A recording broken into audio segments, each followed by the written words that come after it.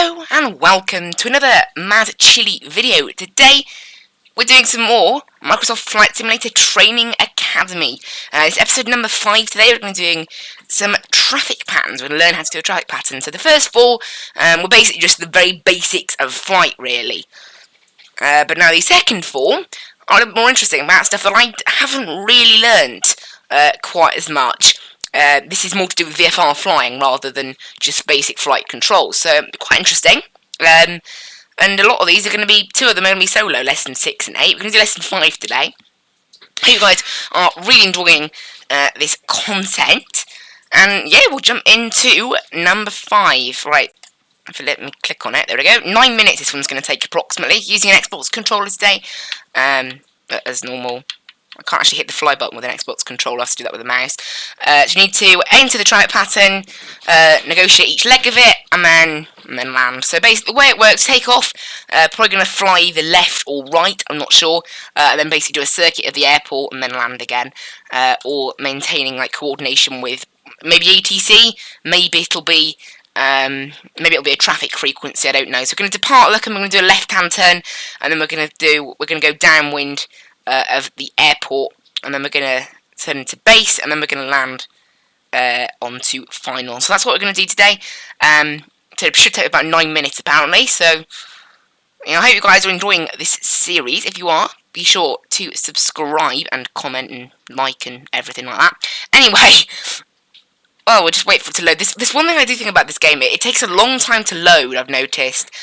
Depending on what you do. Like, I was loading up a 787 at Heathrow for that video I did, the very first video that I posted, and it took like 2 or 3 minutes to load. And then, as I said, I mean, I can't complain, because FSX, remember, took like 10 minutes just to start, so, you know, it's not as bad as FSX, but still. But yeah, just waiting for it to load, and it seems as if the more complex the area is, and if you're actually doing a proper flight and things, it does seem a little bit, I don't know, maybe they'll make some tweaks. I'm guessing it's downloading all the scenery or something. Is my guess. But you can see here we are. What on earth are those textures? The textures haven't quite loaded in yet, have they? Remember, I'm on medium settings with a 3 gig of VRAM graphics card. You can see here we are. Looks quite nice. Unless you're a pilot training on traffic patterns. Looks quite nice around here, actually. Standard traffic pattern follows. No, I'll keep the parking brake on. Again, ignore the tips. I have actually had them turned off, but by the time we're through here, they're turned on because it's a tutorial. From takeoff to landing. So let's get started. Also, excuse the squeaky chair. Right, take off. So, well, are we all ready for takeoff? I mean, nothing happened. We don't need to do flaps, do we? We should be all good for takeoff, so we'll go ahead and turn off the parking brake, and I'm pressing the wrong button. It's A to floor it. There we go. And remember, obviously this being a propeller plane, it will turn to the left of us, so slightly on takeoff, so we'll just give it a bit of rudder. I don't know why that tip is appearing, I already know. Because the Xbox controller does actually have a very handy rudder, it's quite easy to use. But you can see there we are. There's 40 knots, this thing should stop pulling to the left so much now. And around 55 knots we want to start. There we go. Oh, wrong slider. I pressed the camera one instead. Right, there we go.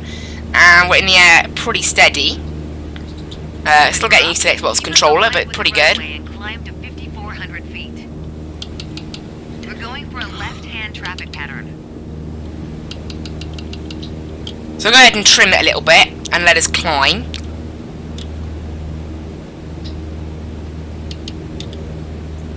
And there we go, we should now be climbing quite steadily. And we want to reach 5,400 feet apparently.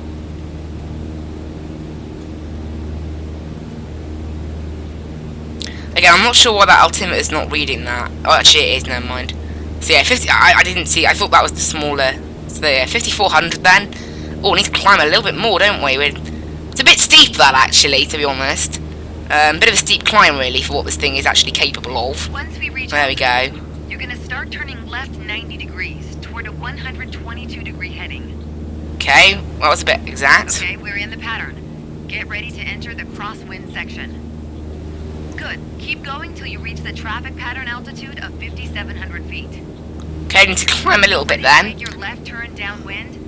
When the runway appears at the halfway point of your wing strut, you'll know you're at a good glide distance.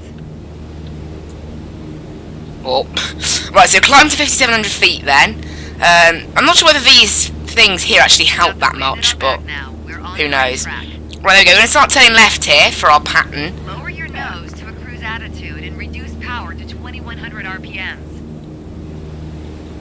So there's our base. Add 10 degrees of flaps to prep us for landing.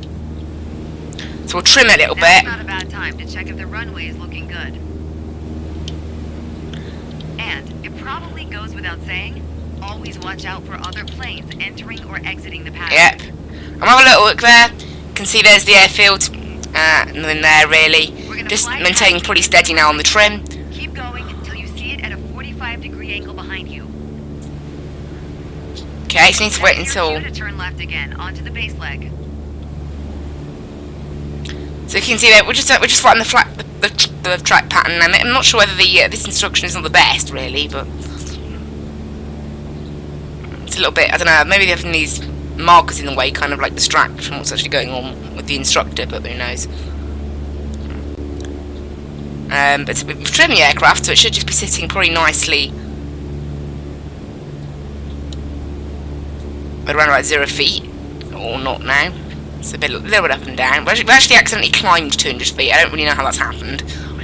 Alright, reduce power to idle to start losing altitude and maintain cruise attitude. There you go. Keep an eye on the runway as we get ready for our final turn. So we're going to start turning. Speed around 65 knots. And we've idled back now to make sure that we can lose a bit of altitude.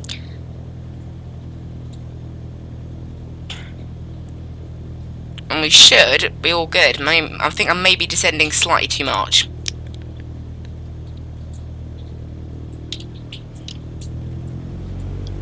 Bringing a bit more power now, I think, because we are a little bit. Right, the runway should be off to our left then, yeah? Yep, there it is. There we go. The runway's in full view. Make sure to keep the plane centered on approach. We'll go landing flaps now. Too low, add power to maintain the glide path. As you can see, there we go. We're now on the arrival. So it's actually gone pretty quickly, this tutorial, really. It's quite nice to have this little, nice little track pattern to be flying. You can see, get a bit more power. And then let the plane glide down, basically. So we'll idle it here. We'll try and do a smooth landing. The landing tutorial, I did not do a very good landing, so. There you go, that's better. And just slow down now. That's all we have to do, really. Way to stick the landing. Now, just apply the brakes to slow your roll. And make sure you don't stop on the runway, of course. Okay. Don't stop on the runway, unlike the other tutorials. Planes are looking to land, we've got to move. Take one of the taxiways on the right. There we go. Take this one. And there we go, that is us. Done with this tutorial. Pretty fun little tutorial, actually. As an old instructor said to me, not only did you not die, you're really learning to fly. Nice. Okay, there we go. That is lesson number 5 complete. So, I hope everyone is really liking this little tutorial series. I'm finding it quite useful. It's quite fun. Especially good for a new time flyer. I'm not new to flight sim, but some of you may be. And of course, things like track patterns I've never actually done. So it's a good opportunity to learn more about them and more into VFR flying now in the next couple of things. So I hope everyone really enjoyed, and I will see you in the next one for lesson number 6. Bye bye.